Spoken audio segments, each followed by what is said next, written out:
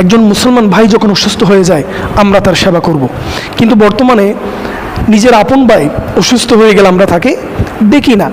কিন্তু নবী কি বলেছেন, যখন আমাদের কোনো মুসলমান ভাই অসুস্থ হয়ে যাবে আমরা তার জন্য দোয়া করব, তার সেবা করব, তার দেখাশোনা করব।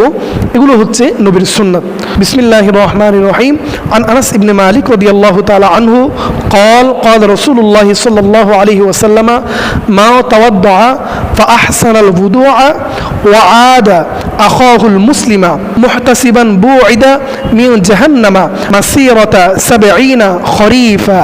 অর্থাৎ নবী বলছেন, যদি কোনো মুসলমান ভাই অসুস্থ হয়ে যায় আর আপনি যদি খুব সুন্দরভাবে উত্তম রূপে ওযু করে আপনার ওই মুসলমান ভাইয়ের সেবা করতে পারেন, জাহান্নাম থেকে আপনাকে 7 বছরের রাস্তা পরিমাণ দূরে রাখা হবে। অর্থাৎ আপনাকে জাহান্নামে প্রবেশ করানো হবে না, বিনিময়ে আপনাকে জান্নাত দেওয়া হবে।